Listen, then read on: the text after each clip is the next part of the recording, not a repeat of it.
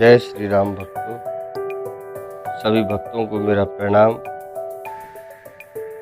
मेरे गुरु महाराज एवं मेरे इष्ट को मेरा प्रणाम। हे भक्तों, श्री रामचरितमानस कथा के पिछले वीडियो आप सभी ने देखे होंगे और ये वाला से वीडियो मैं शुरू करूं इससे पहले आप सभी लोग चैनल को सब्सक्राइब कर लें और प्रेस बेल आइकन के बटन को जरूर करें। इससे क्या होगा कि आगे जो भी वीडियो मैं अपलोड करूंगा वो सारे आपके मोबाइल में नोटिफिकेशन के जरिए आपको प्राप्त हो जाएंगे। तो और वीडियो पसंद आए तो लाइक कर दिया करो। जैसा कि आप लोगों ने सुना था कि राजा जनक जी मुनि विश्वामित्र जी से मिलने आए। मुनि विश्वामित्र जी से मिलने के बाद राजा जनक जी ने उनके चरणों में सिर नवाकर गंभीर वाणी से कहा, हे नाथ, कहिए ये दोनों सुंदर बालक मुनि कुल के आभूषण हैं या किसी राजवंश के पालक अथवा जिसका वेदों ने नेति कहकर गान किया है? कहीं वह ब्रह्म तो युगल रूप धरकर नहीं आया है? मेरा मन जो स्वभाव से ही वैराग्य रूप है, इन्हें देखकर इस तरह मुग्ध हो रहा है जैसे चंद्रमा को देखकर चकोर। हे प्रभु, इसलिए मैं आपसे सत्य भाव से पूछता हूँ, हे नाथ, बताइए, छिपाव ना कीजिए। इनको देखते ही अत्यंत प्रेम के वश होकर मेरे मन ने जबरदस्ती ब्रह्म सुख को त्याग दिया है।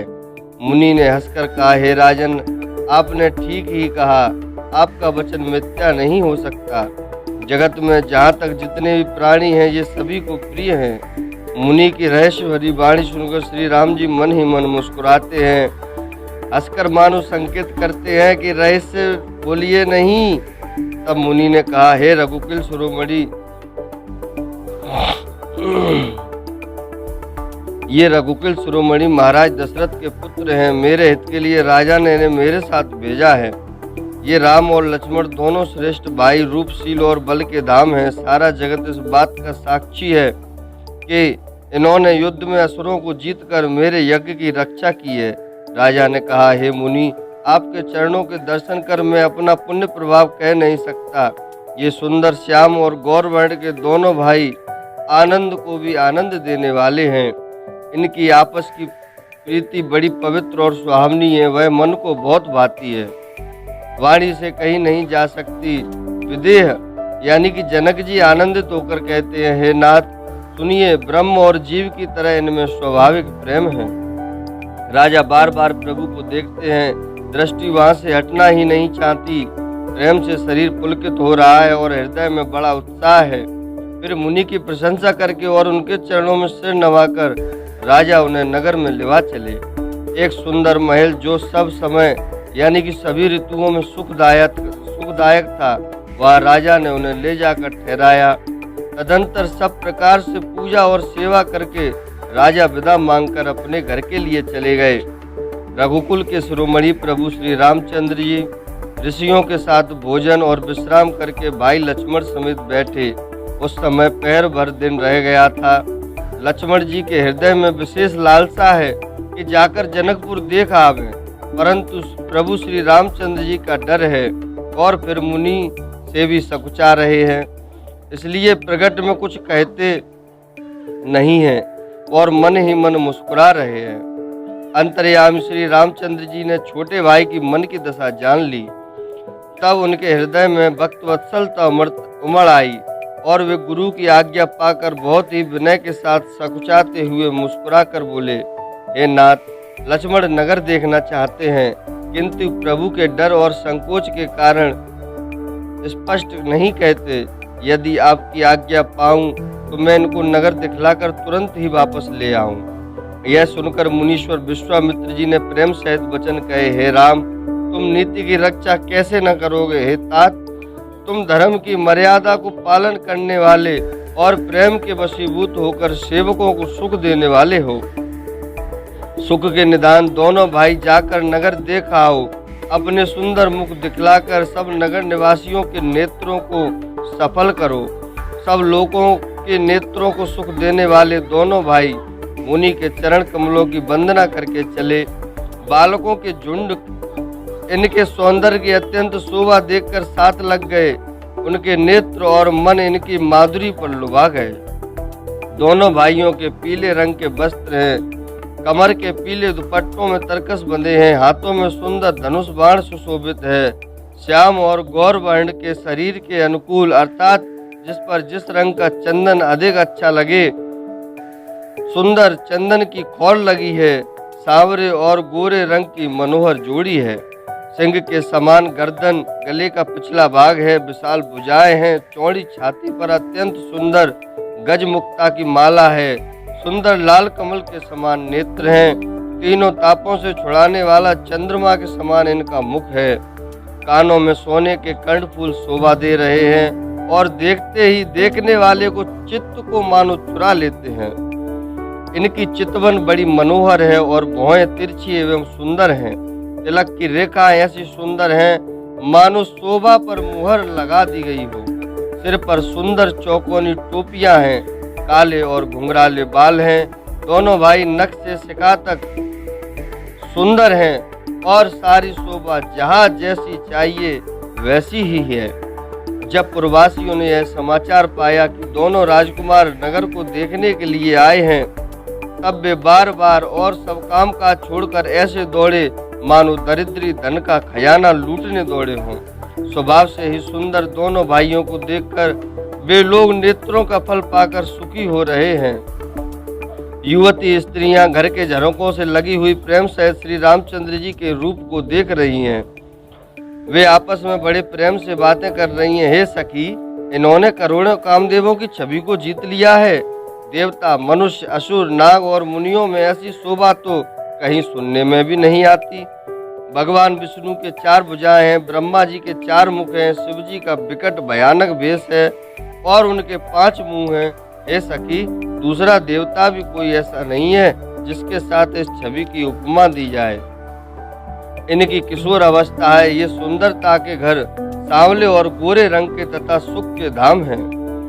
इनके अंग अंग पर करोड़ों अरबों कामदेवों को निछावर कर देना चाहिए। हे सखी, भला कहो तो ऐसा कौन शरीरधारी होगा जो उस रूप को देखकर मोहित न हो। अर्थात यह रूप जड़ चेतन सबको मोहित करने वाला है। तब कोई दूसरी सखी प्रेम सहित कोमल वाणी से बोली, हे सयानी, मैंने जो सुना है उसे सुनो। ये दोनों राजकुमार महाराज दशरथ जी के पुत्र हैं। बाल राजहंसों का सा सुंदर जोड़ा है। ये मुनि विश्वामित्र के यज्ञ की रक्षा करने वाले हैं। इन्होंने युद्ध के मैदान में राक्षसों को मारा है। जिनका श्याम शरीर और सुंदर कमल जैसे नेत्र हैं, जो मारीच और सुबाहु के मद को चूर करने वाले और सुख की खान हैं, और जो हाथ में धनुष बाण लिए हैं, वे कौशल्या जी के पुत्र हैं। इनका नाम राम है।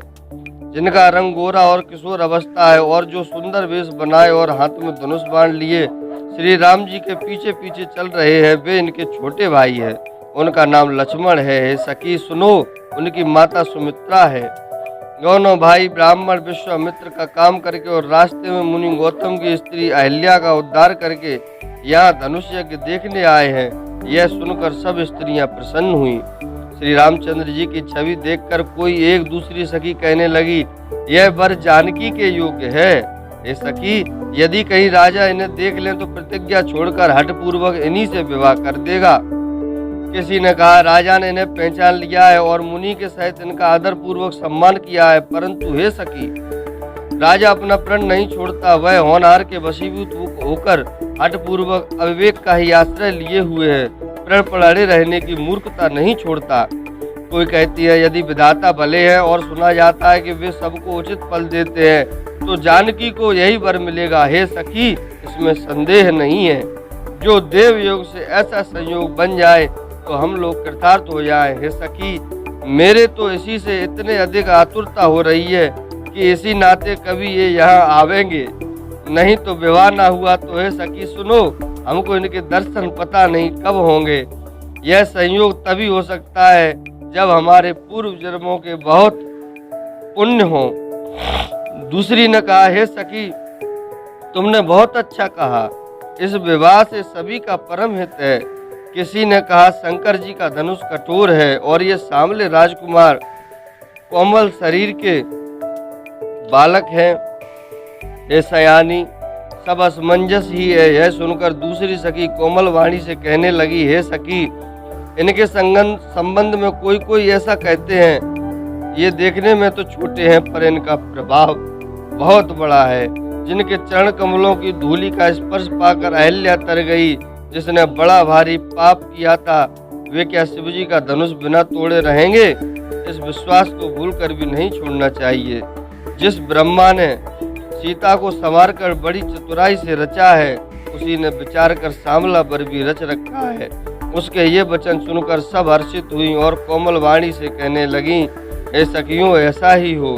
सुंदर मुख और सुंदर नेत्र वाली स्त्रियां समूह की समूह हृदय में हर्षित होकर फूल बरसा रही हैं। जहाँ जहाँ दोनों भाई जाते हैं, वहाँ वहाँ परम आनंद छा जाता है।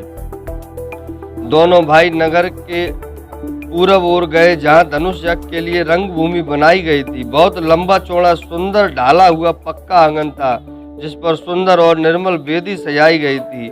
चारों ओर सोने के बड़े बड़े मंच बने थे, जिन पर राजा लोग बैठेंगे। उनके पीछे समीप ही चारों ओर दूसरे मंचानों का मंडलाकार घेरा सुशोभित था। वह कुछ ऊंचा था और सब प्रकार से सुंदर था। जहाँ जाकर नगर के लोग बैठेंगे, उन्हीं के पास विशाल एवं सुंदर सफेद मकान अनेक रंगों के बनाए गए थे। यहाँ अपने अपने कुल के अनुसार सब स्त्रियां यथा योग जिसको जहाँ बैठना उचित है बैठकर देखेंगी। नगर के बालक कोमल वचन कह कहकर आदर पूर्वक प्रभु श्री रामचंद्र जी को यज्ञशाला की रचना दिखला रहे हैं। सब बालक इसी बहाने प्रेम के बस होकर श्री राम जी के मनोहर अंगों को छूकर शरीर से पुलकित हो रहे हैं और दोनों भाइयों को देख देख कर उनके हृदय में अत्यंत हर्ष हो रहा है। श्री रामचंद्र जी ने सब बालकों को प्रेम के बस जानकर यज्ञ भूमि के स्थानों को प्रेम पूर्वक प्रशंसा की। इससे बालकों का उत्साह, आनंद और प्रेम और भी बढ़ गया, जिससे वे सब अपनी अपनी रुचि के अनुसार उन्हें बुला लेते हैं और प्रत्येक के बुलाने पर दोनों भाई प्रेम सहित उनके पास चले जाते हैं। कोमल, मधुर और मनोहर वचन कहकर श्री राम जी अपने छोटे भाई लक्ष्मण को यज्ञ भूमि की रचना दिखलाते हैं, जिनकी आज्ञा पाकर माया लव निमेष यानी कि पलक गिरने के चौथाई समय में ब्रह्मांड के समूह रच डालती है। वही दिनों पर दया करने वाले श्री राम जी भक्ति के कारण धनुष यज्ञशाला को चकित होकर देख रहे हैं। इस प्रकार सब कौतुक देखकर वे गुरु के पास चले। देर हुई जानकर उनके मन में डर है। जिनके भय से डर को भी डर लगता है, वही प्रभु भजन का प्रभाव, जिसके कारण ऐसे महान प्रभु भी भय का नाट्य करते हैं, दिखला रहे हैं। उन्होंने कोमल, मधुर और सुंदर बातें कहकर बालकों को जबरदस्ती विदा कर दिया। फिर भय, प्रेम, विनय और बड़े संकोच के साथ दोनों भाई गुरु के चरण कमलों में सिर नवाकर आज्ञा पाकर बैठे। रात्रि का प्रवेश होते ही संध्या के समय मुनि ने आज्ञा दी। तब सबने संध्या वंदन किया। फिर प्राचीन कथाएं तथा इतिहास कहते कहते सुंदर रात्रि दोपहर बीत गई। तब श्रेष्ठ मुनि ने जाकर शयन किया। दोनों भाई उनके चरण दबाने लगे। जिनके चरण कमलों के दर्शन एवं स्पर्श के लिए वैराग्यवान पुरुष भी भांति भांति के जप और योग करते हैं, वे ही दोनों भाई मानो प्रेम से जीते हुए प्रेम पूर्वक गुरु जी के चरण कमलों को दबा रहे हैं। मुनि ने बार बार आज्ञा दी। तब श्री रघुनाथ जी ने जाकर शयन किया। श्री राम जी के चरणों को हृदय से लगाकर भय और प्रेम सहित परम सुख का अनुभव करते हुए लक्ष्मण जी उनको दबा रहे हैं। प्रभु श्री रामचंद्र जी ने बार बार कहा, हे तात, अब सो जाओ। तब वे उन चरण कमलों को हृदय में धरकर लेट रहे। रात बीतने पर मुर्गे का शब्द कानों से सुनकर लक्ष्मण जी उठे। जगत के स्वामी सुजान श्री रामचंद्र जी भी गुरु से पहले ही जाग गए। सब सोच क्रिया कर कर वे जाकर नहाए। फिर संध्या, अग्निहोत्र आदि नित्य कर्म समाप्त करके उन्होंने मुनि को मस्तक नवाया। पूजा का समय जानकर और गुरु की आज्ञा पाकर दोनों भाई फूल लेने चले। उन्होंने जाकर राजा का सुंदर बाग देखा, जहाँ बसंत ऋतु लुभा कर रह गई। मन को लुभावने वाले अनेक वृक्ष लगे हैं। रंग बिरंगी उत्तम लताओं के मंडप छाए हुए हैं। नए पत्तों, फलों और फूलों से युक्त सुंदर वृक्ष अपनी संपत्ति से कल्प वृक्ष को भी लजा रहे हैं। पपीहे, कोयल, तोते, चकोर आदि पक्षी मीठी बोली बोल रहे हैं और मोर सुंदर नृत्य कर रहे हैं। बाग के बीचों बीच सुहावना सरोवर सुशोभित है, जिसमें मणियों की सीढ़ियां विचित्र ढंग से बनी हैं। उसका जल निर्मल है, जिसमें अनेकों रंगों के कमल खिले हुए हैं। जल के पक्षी कलरव कर रहे हैं और भ्रमर गुंजार कर रहे हैं। बाग और सरोवर को देखकर प्रभु श्री रामचंद्र जी भाई लक्ष्मण सहित हर्षित हुए। यह बाग वास्तव में परम रमणीय है, जो जगत को सुख देने वाले श्री रामचंद्र जी को सुख दे रहा है। चारों ओर दृष्टि डालकर और मालियों से पूछकर वे प्रसन्न मन से पत्र पुष्प लेने लगे। उसी समय सीता जी वहां आई। माता ने उन्हें गिरिजा पार्वती की पूजा करने के लिए भेजा था। साथ में सब सुंदरी और सयानी सखियां हैं, जो मनोहर वाणी से गीत गा रही हैं। सरोवर के पास गिरिजा जी का मंदिर सुशोभित है, जिसका वर्णन नहीं किया जा सकता। देखकर मन मोहित हो जाता है। सखियों सहित सरोवर में स्नान करके सीता जी प्रसन्न मन से गिरिजा जी के मंदिर में गईं। उन्होंने बड़े प्रेम से पूजा की और अपने योग्य सुंदर वर मांगा। एक सखी सीता जी का साथ छोड़कर फुलवाड़ी देखने चली गई थी। उसने जाकर दोनों भाइयों को देखा और प्रेम में विह्वल होकर वह सीता जी के पास आई। सखियों ने उसकी दशा देखी कि उसका शरीर पुलकित, नेत्रों में जल भरा है। सब कोमल वाणी से पूछने लगी कि अपनी प्रसन्नता का कारण बता।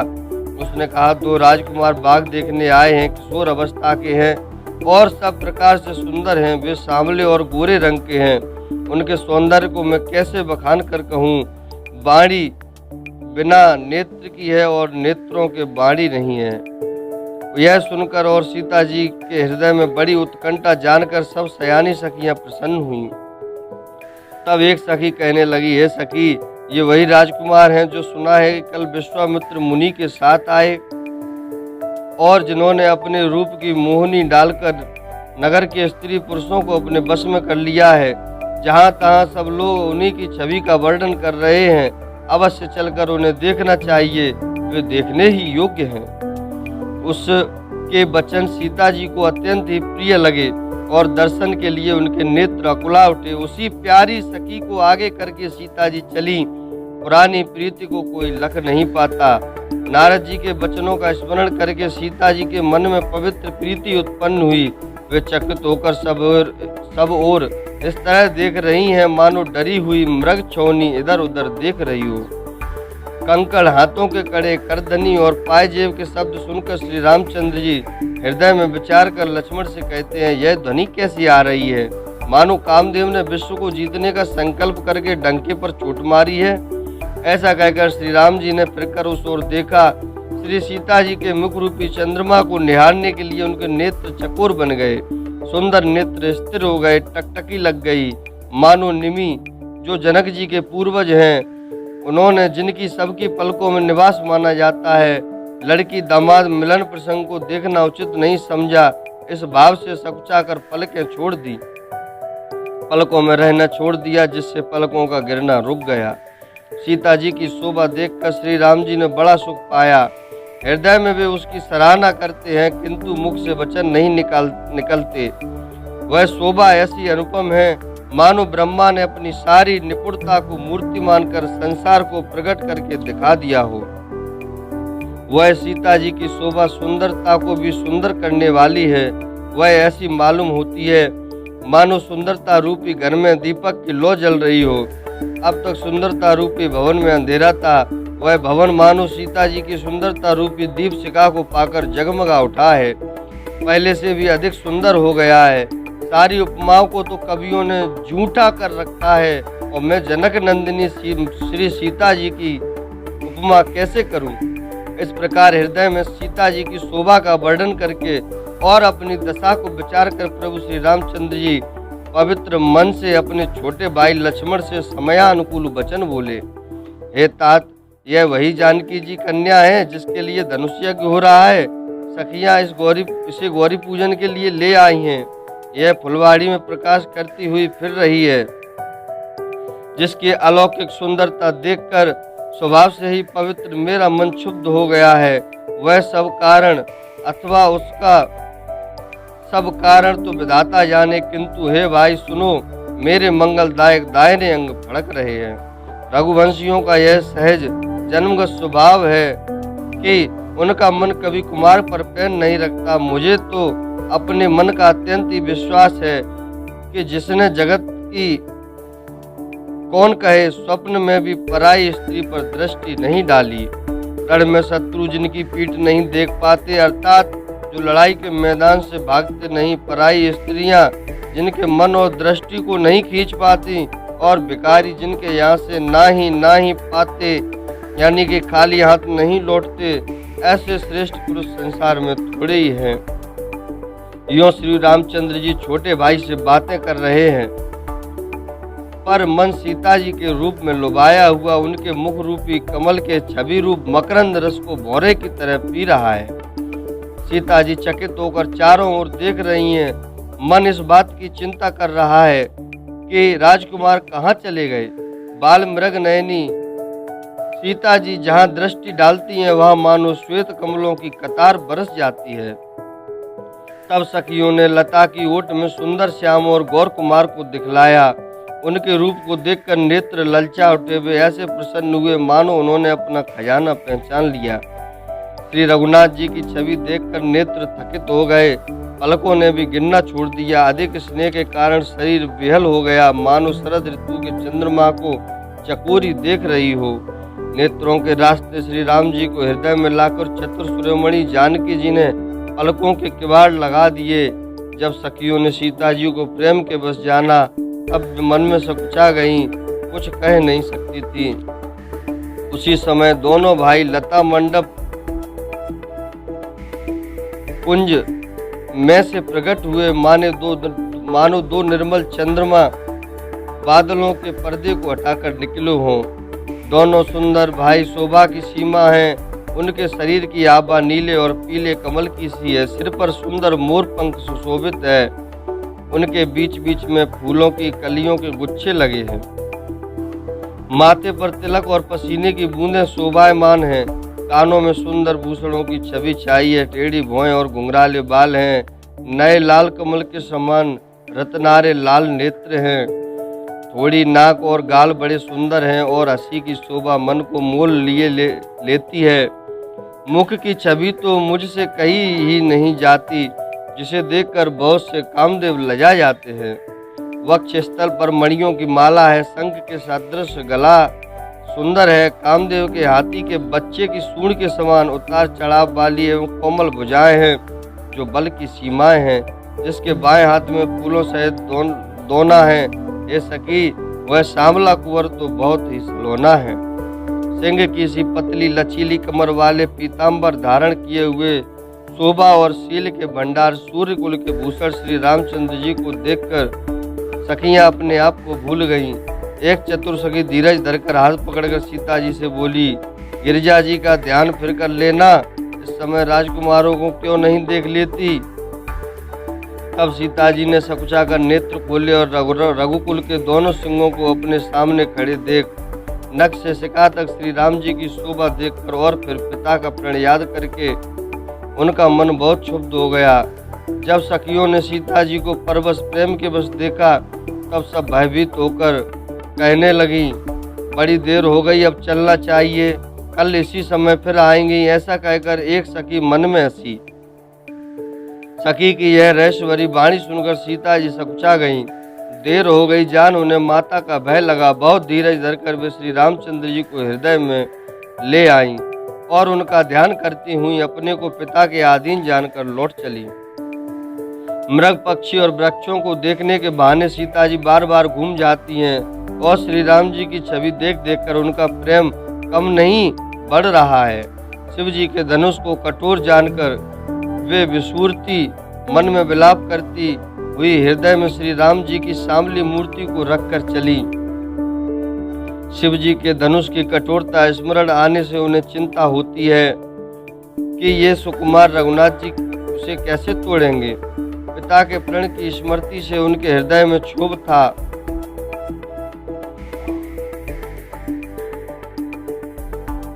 इसलिए मन में विलाप करने लगी। प्रेमवश ऐश्वर्य की विस्मृति हो जाने से ही ऐसा हुआ। फिर भगवान के बल का स्मरण आते ही वे हर्षित हो गईं और सांवली छवि को हृदय में धारण करके चली। प्रभु श्री राम जी ने जब सुख, स्नेह, शोभा और गुणों की खान श्री जानकी जी को जाती हुई जाना, तब परम प्रेम की कोमल स्याही बनाकर उनके स्वरूप को अपने सुंदर चित्ररूपी भित्ति पर चित्रित कर लिया। सीता जी पुनः भवानी जी के मंदिर में गईं और उनके चरणों की वंदना करके हाथ जोड़कर बोली, हे श्रेष्ठ पर्वतों के राजा, हिमाचल की पुत्री पार्वती, आपकी जय हो, जय हो। महादेव जी के मुख रूपी चंद्रमा की ओर टकटकी लगाकर देखने वाली चकोरी, आपकी जय हो। हाथी के मुख वाले गणेश जी की और 6 मुख वाले स्वामी कार्तिकी जी की माता, हे जगत जननी, हे बिजली की सी कांति युक्त शरीर वाली, आपकी जय हो। आपका न आदि है, न मध्य है और न अंत है। आपके असीम प्रभाव को वेद भी नहीं जानते। आप संसार को उत्पन्न, पालन और नाश करने वाली हैं। विश्व को मोहित करने वाली और स्वतंत्र रूप से विहार करने वाली हैं। पति को इष्ट देव मानने वाली श्रेष्ठ नारियों में हे माता, आपकी प्रथम गणना है। आपकी अपार महिमा को हजारों सरस्वती और शेष जी भी नहीं कह सकते। हे भक्तों को मुंह मांगा वर देने वाली, हे त्रिपुर के शत्रु शिव जी की प्रिय पत्नी, आपकी सेवा करने से चारों फल सुलभ हो जाते हैं। हे देवी, आपके चरण कमलों की पूजा करके देवता, मनुष्य और मुनि सभी सुखी हो जाते हैं। मेरे मनोरथों को आप भली भांति जानती हैं, क्योंकि आप सदा सबके हृदय रूपी नगरी में निवास करती हैं। इसी कारण मैंने उसको प्रकट नहीं किया। ऐसा कहकर जानकी जी ने उनके चरण पकड़ लिए। गिरिजा जी सीता जी के विनय और प्रेम के बस हो गईं। उनके गले की माला खिसक पड़ी और मूर्ति मुस्कुराई। सीता जी ने आदर पूर्वक उस प्रसाद माला को सिर पर धारण किया। गौरी जी का हृदय हर्ष से भर गया और वे बोली, हे सीता, हमारी सच्ची आशीष सुनो, तुम्हारी मनोकामना पूरी होगी। नारद जी का वचन सदा पवित्र और सत्य है। जिसमें तुम्हारा मन अनुरक्त हो गया है वही वर तुमको मिलेगा। जिसमें तुम्हारा मन अनुरक्त हो गया है वही स्वभाव से सुंदर सांवला वर तुमको मिलेगा। वह दया का खजाना और सुजान है, तुम्हारे शील और स्नेह को जानता है। इस प्रकार श्री गौरी जी को आशीर्वाद देकर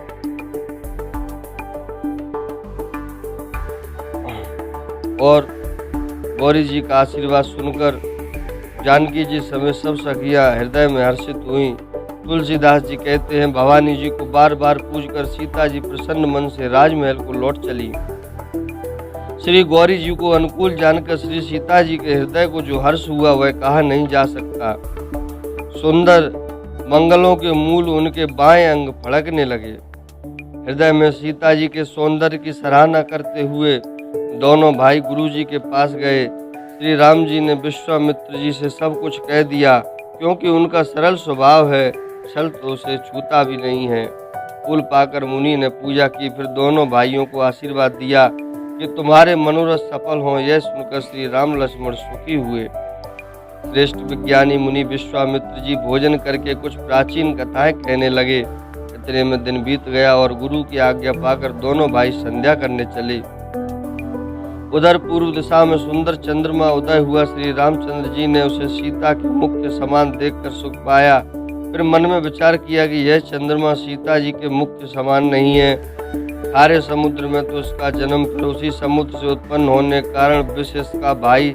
दिन में यह मलिन रहता है और कलंकी यानी कि काले दाग से युक्त है। बेचारा गरीब चंद्रमा सीता जी के मुख की बराबरी कैसे पा सकता है। फिर यह घटता बढ़ता है और विरहिणी स्त्रियों को दुख देने वाला है। राहु अपनी संधि में पाकर इसे ग्रस लेता है। चकवे को शोक देने वाला और कमल का बैरी मुरझा देने वाला है। हे चंद्रमा, तुझ में बहुत से अवगुण हैं जो सीता जी में नहीं है। अतः जानकी जी के मुख की तुझे उपमा देने में बड़ा अनुचित कर्म करने का दोष लगेगा। इस प्रकार चंद्रमा के बहाने सीता जी के मुख की छवि का वर्णन करके बड़ी रात हो गई जान वे गुरु जी के पास चले। मुनि के चरण कमलों में प्रणाम करके आज्ञा पाकर उन्होंने विश्राम किया। रात बीतने पर श्री रघुनाथ जी जागे और भाइयों को देखकर ऐसा कहने लगे, हे तात देखो, कमल चक्रवाक और समस्त संसार को सुख देने वाला अरुणोदय हुआ है। लक्ष्मण जी दोनों हाथ जोड़कर प्रभु के प्रभाव को सूचित करने वाली कोमल वाणी बोले, अरुणोदय होने से कुमुदनी सकुचा गई और तारागणों का प्रकाश फीका पड़ गया। जिस प्रकार आपका आना सुनकर सब राजा बलहीन हो गए। सब राजा रूपी तारे उजाला करते हैं, पर वे धनुष रूपी महान अंधकार को हटा नहीं सकते। रात्रि का अंत होने से जैसे कमल चकवे और भौरे नाना प्रकार के पक्षी हर्षित हो रहे हैं, वैसे ही हे प्रभु आपके सब भक्त धनुष टूटने पर सुखी होंगे। सूर्य उदय हुआ, बिना ही परिश्रम के अंधकार नष्ट हो गया, तारे छिप गए, संसार में तेज का प्रकाश हो गया। हे रघुनाथ जी, सूर्य ने अपने उदय के बहाने सब राजाओं को प्रभु आपका प्रताप दिखलाया है। आपके भुजाओं की बल की महिमा को उद्घाटित करने खोलकर दिखाने के लिए ही धनुष तोड़ने की यह पद्धति प्रकट हुई है। भाई के वचन सुनकर प्रभु मुस्कुराए। फिर स्वभाव से ही पवित्र श्री राम जी ने सोच से निवृत्त होकर स्नान किया और नित्य कर्म करके वे गुरु जी के पास आए। आकर उन्होंने गुरु जी के सुंदर चरण कमलों में सिर नवाया। तब जनक जी ने सतानंद जी को बुलाया और उन्हें तुरंत ही विश्वामित्र मुनि के पास भेजा। उन्होंने आकर जनक जी की विनती सुनाई। विश्वामित्र जी ने हर्षित होकर दोनों भाइयों को बुलाया। सतानंद जी के चरणों की वंदना करके प्रभु श्री रामचंद्र जी गुरु जी के पास जा बैठे। तब मुनि ने कहा, हे तात चलो, जनक जी ने बुला भेजा है, चलकर सीता जी के स्वयंवर को देखना चाहिए। देखें ईश्वर किसको बढ़ाई देते हैं। लक्ष्मण जी ने कहा, हे नाथ, जिस पर आपकी कृपा होगी वही बढ़ाई का पात्र होगा। धनुष तोड़ने का श्रेय उसी को प्राप्त होगा। इस श्रेष्ठ वाणी को सुनकर सब मुनि प्रसन्न हुए। सभी ने सुख मानकर आशीर्वाद दिया। फिर मुनियों के समूह सहित कृपालु श्री रामचंद्र जी धनुष यज्ञशाला देखने चले। दोनों भाई रंगभूमि में आए। ऐसी खबर सब नगर निवासियों ने पाई। तब बालक जवान बूढ़े स्त्री पुरुष सभी घर और कामकाज को भूलकर चल दिए। जब जनक जी ने देखा कि बड़ी भीड़ हो गई है, तब उन्होंने सब विश्वास पात्र सेवकों को बुलवा लिया और कहा, तुम लोग तुरंत सब लोगों के पास जाओ और सब किसी को यथा योग्य आसन दो। उन सेवकों ने कोमल और नम्र वचन कहकर उत्तम, मध्यम, नीच और लघु सभी श्रेणी के स्त्री पुरुषों को अपने अपने योग्य स्थान पर बैठाया। उसी समय राजकुमार राम और लक्ष्मण वहां आए। वे ऐसे सुंदर हैं मानो साक्षात मनोहरता ही उनके शरीरों पर छा रही है। सुंदर सांवला और गोरा उनका शरीर है। वे गुणों के समुद्र, चतुर और उत्तम वीर हैं। वे राजाओं के समाज में ऐसे सुशोभित हो रहे हैं मानो तारागणों के बीच दो पूर्ण चंद्रमा हों। जिनको जैसी भावना थी प्रभु की मूर्ति उन्होंने वैसी ही देखी। महान रणधीर श्री रामचंद्र जी के रूप को ऐसा देख रहे हैं मानो स्वयं वीर रस शरीर धारण किए हो। कुटिल राजा प्रभु को देखकर डर गए मानो बड़ी भयानक मूर्ति हो। छल से जो राक्षस वहां राजाओं के भेष में बैठे थे, उन्होंने प्रभु को प्रत्यक्ष काल के समान देखा। नगर निवासियों ने दोनों भाइयों को मनुष्यों के भूषण रूप और नेत्रों को सुख देने वाला देखा। स्त्रियां हृदय में हर्षित होकर अपनी अपनी रुचि के अनुसार उन्हें देख रही हैं, मानो श्रृंगार रस ही परम अनुपम मूर्ति धारण किए सुशोभित हो रहा हो। विद्वानों को प्रभु विराट रूप में दिखाई दिए, जिसके बहुत से मुंह, हाथ, पैर, नेत्र और सिर हैं। जनक जी के सजातीय कुटुंबी प्रभु को किस तरह कैसे प्रिय रूप में देख रहे हैं, जैसे सगे सज्जन संबंधी प्रिय लगते हैं। जनक समेत रानियां उन्हें अपने बच्चे के समान देख रही हैं। उनकी प्रीति का वर्णन नहीं किया जा सकता। योगियों को वे शांत, शुद्ध, सम और स्वतः प्रकाश परम तत्व के रूप में दिखे। हरि भक्तों ने दोनों भाइयों को सब सुखों के देने वाले इष्टदेव के समान देखा। सीता जी जिस भाव से श्री रामचंद्र जी को देख रही हैं, वह स्नेह और सुख तो कहने में ही नहीं आता। उस स्नेह और सुख का वे हृदय में अनुभव कर रही हैं, पर वे भी उसे कह नहीं सकती। फिर कोई कभी उसे किस प्रकार कह सकता है। इस प्रकार जिसका जैसा भाव था उसने कौशलाधीश श्री रामचंद्र जी को वैसे ही रूप में देखा। सुंदर सांवले और गोरे शरीर वाले तथा विश्व भर के नेत्रों को चुराने वाले कौशलाधीश के कुमार राज समाज में इस प्रकार सुशोभित हो रहे हैं। दोनों मूर्तियां स्वभाव से ही बिना किसी बनाव श्रृंगार के मन को हरने वाली हैं। करोड़ों कामदेवों की उपमा भी इनके लिए तुच्छ है। उनके सुंदर मुख शरद पूर्णिमा के चंद्रमा को भी निंदा करने वाले यानी कि उसे नीचा दिखाने वाले हैं और कमल के समान नेत्र मन को बहुत ही भाते हैं। सुंदर चितवन सारे संसार को हरने वाली है। कामदेव के भी मन को हरने वाली है। वह हृदय को बहुत ही प्यारी लगती है, उसका वर्णन नहीं किया जा सकता। सुंदर गाल हैं, कानों में चंचल झूमते हुए कुंडल हैं, ठोड़ी और अधर होठ सुंदर हैं, कोमल वाणी है। हंसी चंद्रमा की किरणों का तिरस्कार कर रही है। भौहें टेढ़ी और नासिका मनोहर हैं। ऊंचे चौड़े ललाट पर तिलक झलक रहे हैं, दीप्तिमान हो रहे हैं। काले घुंघराले बालों को देखकर भौरों की पंक्तियां भी लजा जाती हैं। पीली चौकोनी टोपियां सिरों पर सुशोभित है। उनके बीच बीच में फूलों की कलियां बनाई हुई हैं। शंख के समान सुंदर गले में मनोहर 3 रेखाएं हैं जो मानो तीनों लोगों की सुंदरता की सीमा हैं। हृदय पर गजमुक्ताओं की सुंदर कंठे और तुलसी की मालाएं सुशोभित हैं।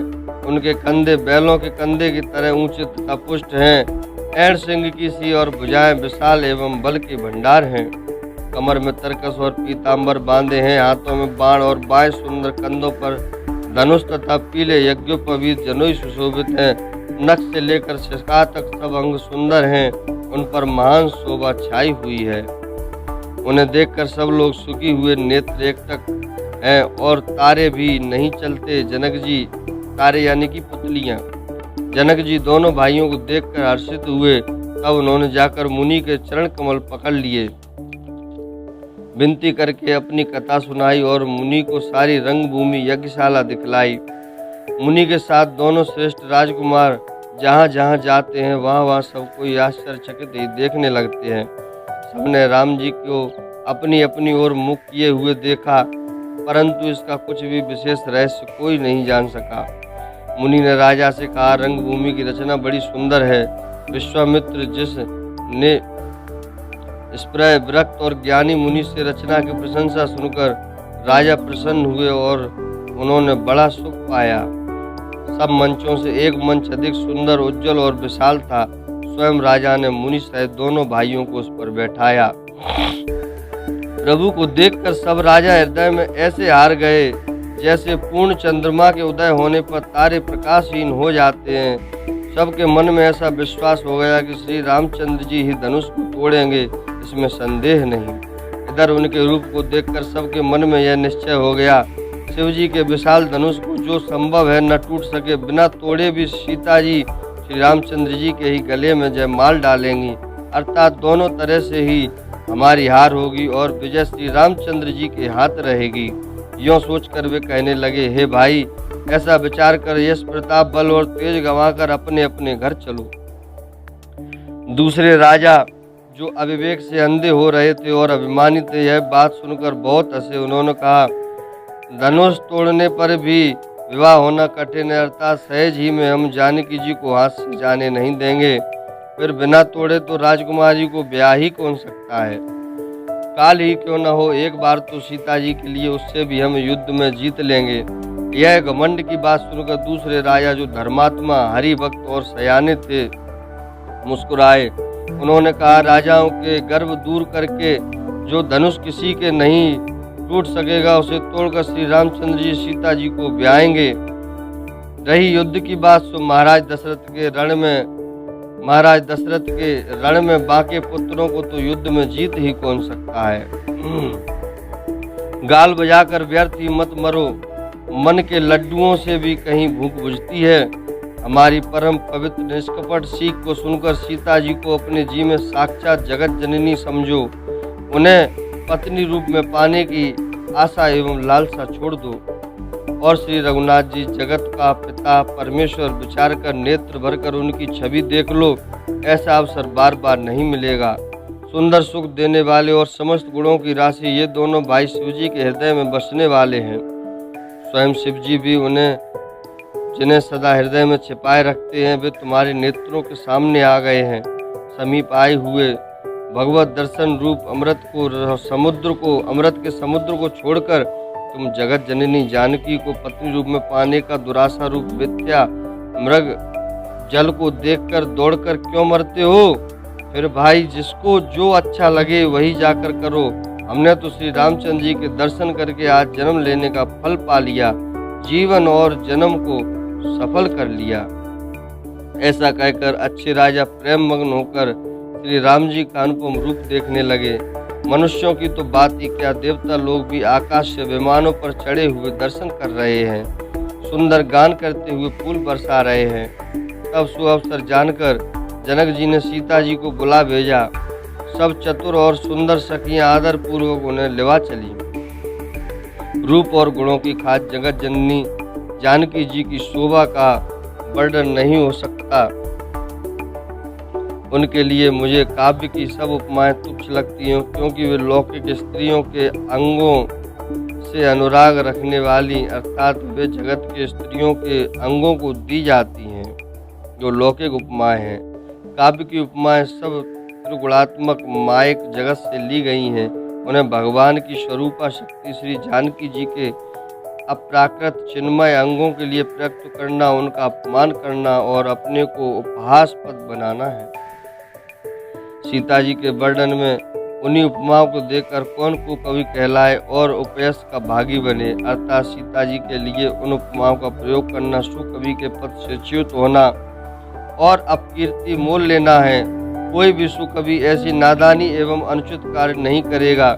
यदि किसी स्त्री के साथ सीता जी की तुलना की जाए तो जगत में ऐसी सुंदर युवती है ही कहाँ जिसकी उपमा उन्हें दी जाए। पृथ्वी की स्त्रियों की तो बात ही क्या, देवताओं की स्त्रियों को भी यदि देखा जाए तो हमारी अपेक्षा कहीं अधिक दिव्य और सुंदर हैं। तो उनमें सरस्वती तो बहुत बोलने वाली हैं। पार्वती जी अर्धांगिनी अर्थात अर्ध नारी नटेश्वर के रूप में उनका आधा ही अंग स्त्री का है, शेष आधा अंग पुरुष यानी कि शिवजी का है। कामदेव की स्त्री रति पति को बिना शरीर का अनंग जानकर बहुत दुखी रहती है और जिनके विष और मध्य जैसे समुद्र से उत्पन्न होने के नाते प्रिय भाई हैं, उन लक्ष्मी जी के समान तो जानकी जी को कहा ही कैसे जाए। जिन लक्ष्मी जी की बात ऊपर कही गई है वे निकली थी खारे समुद्र से, जिसको मथने के लिए भगवान ने अति कर्कश पीठ वाले कच्छप का रूप धारण किया और रस्सी बनाई गई महान विषधर वासुकी नाग की मथानी का कार्य किया अतिशय कठोर मंदराचल पर्वत ने, और उसे मथा सारे देवताओं और दैत्यों ने मिलकर। जिन लक्ष्मी जी को अतिशय शोभा की खान और अनुपम सुंदरी कहते हैं, ऐसे उपकरणों से प्रकट हुई लक्ष्मी जानकी जी की क्षमता को कैसे पा सकती हैं? हाँ, इसके विपरीत यदि छवि रूपी अमृत का समुद्र हो, परम रूप में कच्छप हो, शोभा रूप रस्सी हो, श्रृंगार रस पर्वत हो और उस छवि के समुद्र को स्वयं कामदेव अपने ही कर कमल से मथे, इस प्रकार का संयोग होने से जब सुंदरता और सुख की मूल लक्ष्मी उत्पन्न हो तो भी कभी लोग उसे बहुत संकोच के साथ सीता जी के समान कहेंगे। जिस सुंदरता के समुद्र को कामदेव मथेगा वह सुंदरता भी प्राकृत लौकिक सुंदरता ही होगी, क्योंकि कामदेव स्वयं भी त्रिगुणमयी प्रकृति का ही विकार है। अतः उस सुंदरता को मतकर प्रकट की हुई लक्ष्मी भी उपर्युक्त लक्ष्मी की अपेक्षा कहीं अधिक सुंदर और दिव्य होने पर भी होगी प्राकृत ही। अतः उसके साथ भी जानकी जी की तुलना करना कवि के लिए बड़े संकोच की बात होगी। जिस सुंदरता से जानकी जी का दिव्याति दिव्य परम दिव्य विग्रह बना है वह सुंदरता उपर्युक्त सुंदरता से भिन्न या अप्राकृत है, वस्तुतः लक्ष्मी जी का स्वरूप ही है। लक्ष्मी जी का अप्राकृत रूप भी यही है, वह कामदेव के मथने से नहीं आ सकती और वह जानकी जी का स्वरूप ही है। अतः उनसे भिन्न नहीं और उपमा दी जाती है भिन्न वस्तु के साथ। इसके अतिरिक्त जानकी जी प्रकट हुई हैं स्वयं अपनी महिमा से। उन्हें प्रकट करने के लिए किसी भिन्न उपकरण की अपेक्षा नहीं है, अर्थात शक्तिमान से अभिन्न अद्वैत तत्व है, अतएव अनुपमेय है। यही गूढ़ दार्शनिक तत्व भक्त शिरोमणि कवि ने इस अभूतोप मालंकार के द्वारा बड़ी सुंदरता से व्यक्त किया है। ये बड़ी ही गहरी बातें हैं भक्त लोग, इनको समझने का प्रयास कीजिए। सयानी सखियां सीता जी को साथ लेकर मनोहर वाणी से गीत गाती हुई चली। सीता जी के नवल शरीर पर सुंदर साड़ी सुशोभित है। जगत जननी की महान छवि अतुलनीय है। सब आभूषण अपनी अपनी जगह पर शोभित हैं, जिन्हें सखियों ने अंग अंग में भली भांति सजाकर पहनाया है। जब सीता जी ने रंगभूमि में पैर रखा तब उनका दिव्य रूप देखकर स्त्री पुरुष सभी मोहित हो गए। देवताओं ने हर्षित होकर नगाड़े बजाए और पुष्प बरसाकर अप्सराएं गाने लगीं। सीता जी के कर कमलों में जयमाला सुशोभित है। सब राजा चकित होकर अचानक उनकी ओर देखने लगे। सीता जी ने चकित चित्त से श्री राम जी को देखने लगी। तब राजा लोग मोह के बस हो गए। सीता जी ने मुनि के पास बैठे हुए दोनों भाइयों को देखा तो उनके नेत्र अपना खजाना पाकर ललचाकर वहीं श्री राम जी में जा लगे या स्थिर हो गए। परंतु गुरुजन की लाश तथा बहुत बड़े समाज को देखकर सीता जी सकुचा गईं। वे श्री रामचंद्र जी को हृदय में लाकर सखियों की ओर देखने लगी। श्री रामचंद्र जी का रूप और सीता जी की छवि देखकर स्त्री पुरुषों ने पलक मारना छोड़ दिया। सब एकटक उन्हीं को देखने लगे। सभी अपने मन में सोचते हैं पर कहते सकुचाते हैं। मन ही मन में विधाता से विनय करते हैं, हे विधाता, जनक की मूर्ता को शीघ्र हर लीजिए और हमारी ही ऐसी सुंदर बुद्धि उन्हें दीजिए, हमारी जैसी सुंदर बुद्धि उनको भी दीजिए कि जिससे बिना ही विचार किए राजा अपना प्रण छोड़ दे और सीता जी का विवाह श्री राम जी से कर दे। संसार भी उन्हें भला कहेगा, क्योंकि यह बात सब किसी को अच्छी लगती है। हट करने से अंत में भी हृदय जलेगा। सब लोग इसी लालसा में मग्न हो रहे हैं कि जानकी जी को योग्य वर तो वह सांवला ही है। तब राजा जनक ने बंदी जनों और भाटों को बुलाया। वे वृद्धावली कीर्ति गाते हुए चले आए। राजा ने कहा, जाकर मेरा प्रण सबसे कहो। भाट चले। उनके हृदय में कम आनंद न था। भाटों ने श्रेष्ठ वचन कहा, हे पृथ्वी की पालना करने वाले सब राजागण, सुनिए, हम अपनी भुजा उठाकर जनक जी का विशाल प्रण कहते हैं। राजाओं की भुजाओं का बल चंद्रमा है। शिव जी का धनुष राहु है, वह भारी है, कठोर है, यह सबको विदित है। बड़े भारी योद्धा रावण और बाणासुर भी इस धनुष को देखकर गांव से यानी कि चुपके से चलते बने। उसे उठाना तो दूर रहा, छूने तक की हिम्मत न हुई। उसी शिव जी के कठोर धनुष को आज इस राज समाज में जो भी तोड़ेगा, तीनों लोगों की विजय के साथ ही उसको जानकी जी बिना किसी विचार के हठपूर्वक वरण करेंगे। प्रण सुनकर सब राजा ललचा उठे। जो वीरता के अभिमानी थे वे मन में बहुत ही तमतमाए, कमर कसकर अकुलाकर उठे और अपने इष्ट देव को सिर नवाकर चले। वे तमक कर बड़े ताव से शिव जी के धनुष की ओर देखते हैं, फिर निगाह जमाकर उसे पकड़ते हैं। करोड़ों भांति से जोर लगाते हैं पर वह उठता नहीं। जिन राजाओं के मन में कुछ विवेक है वे धनुष के पास ही नहीं जाते। वे मूर्ख राजा तमक कर किटकिटाकर धनुष को पकड़ते हैं, परंतु जब नहीं उठता तो लया कर चले जाते हैं। मानो वीरों की भुजाओं का बल पाकर वह धनुष अधिक अधिक भारी होता जाता है। तब 10,000 राजा एक ही बार धनुष को उठाने लगे तो भी वह उनके टाले नहीं टलता।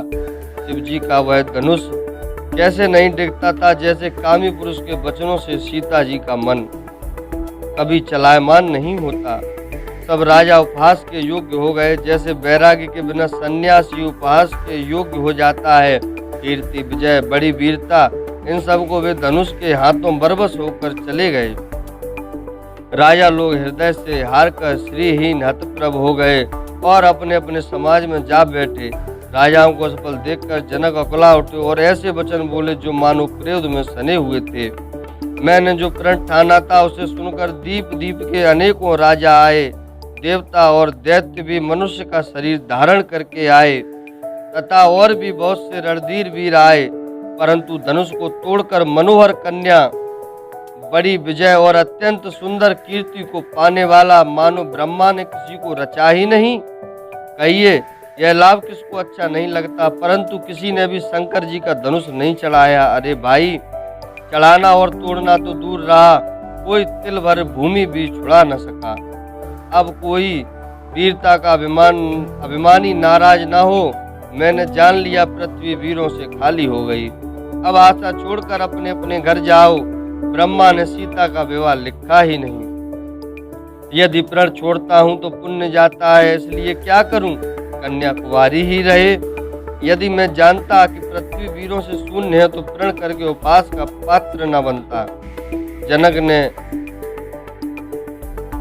ऐसे वचन कहे कि उनके वचन सुनकर सभी स्त्री और पुरुष जनक जी की ओर देखकर दुखी हुए, परंतु लक्ष्मण जी तमतमा उठे, उनकी भौहें टेढ़ी हो गईं, ओठ पड़कने लगे और नेत्र क्रोध से लाल हो गए।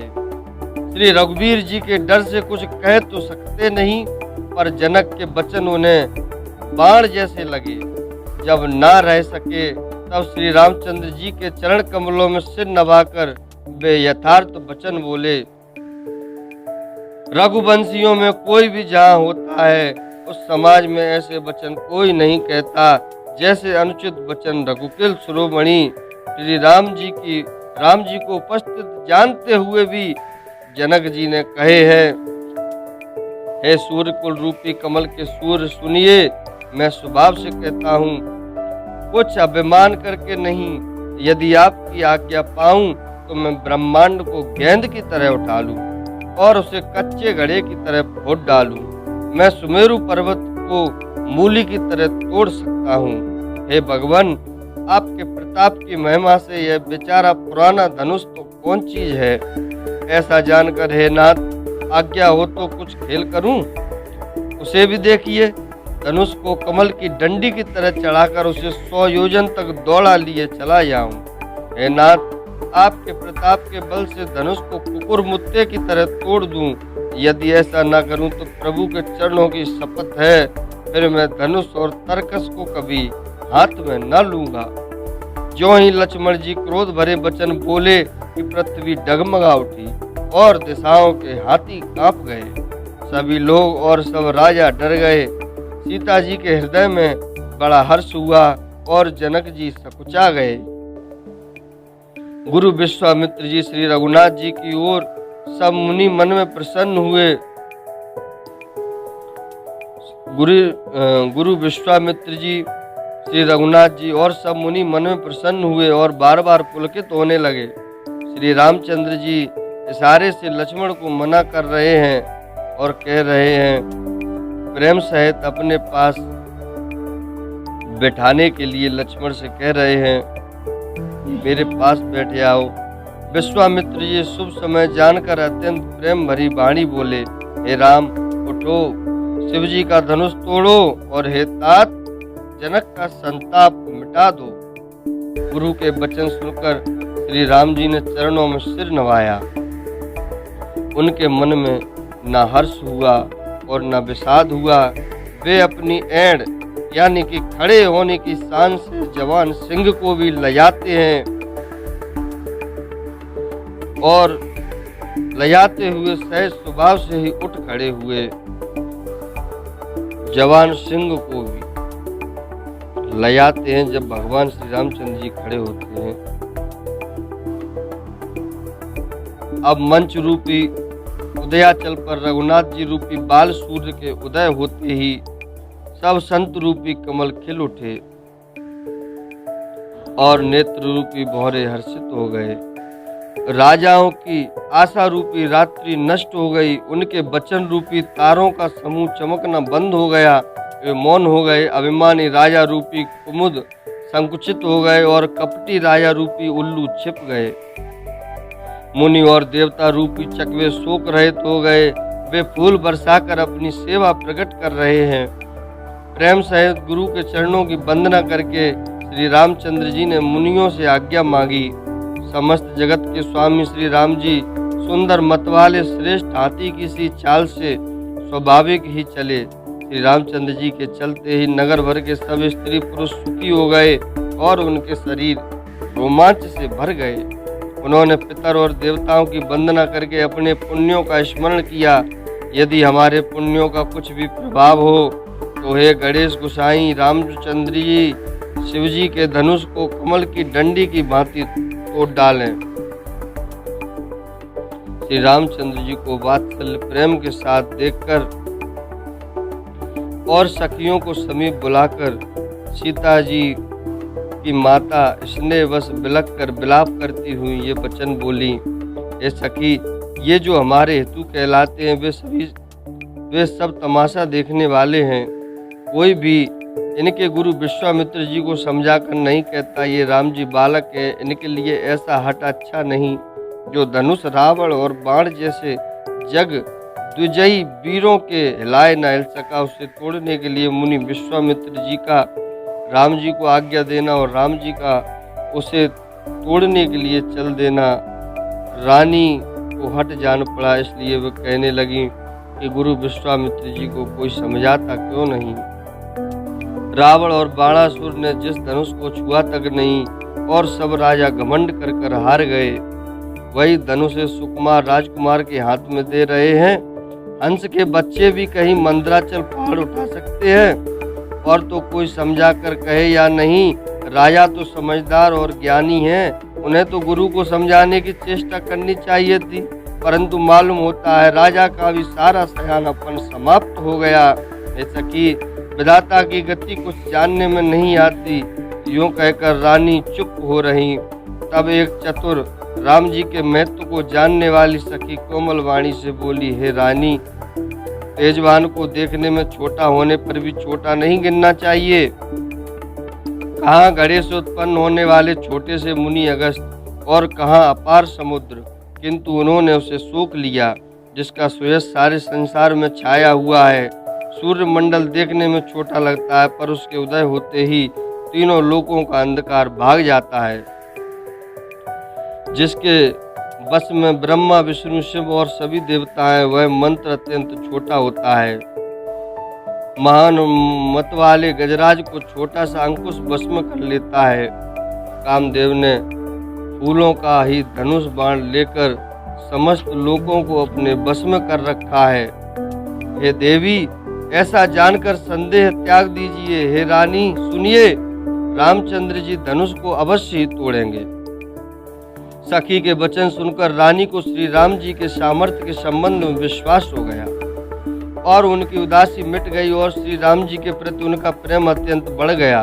उस समय श्री राम जी को देखकर सीता जी भयभीत हृदय से जिस देवता से विनती कर रही हैं, वे व्याकुल होकर मन ही मन मना रही हैं, हे महेश भवानी, मुझ पर प्रसन्न होइए।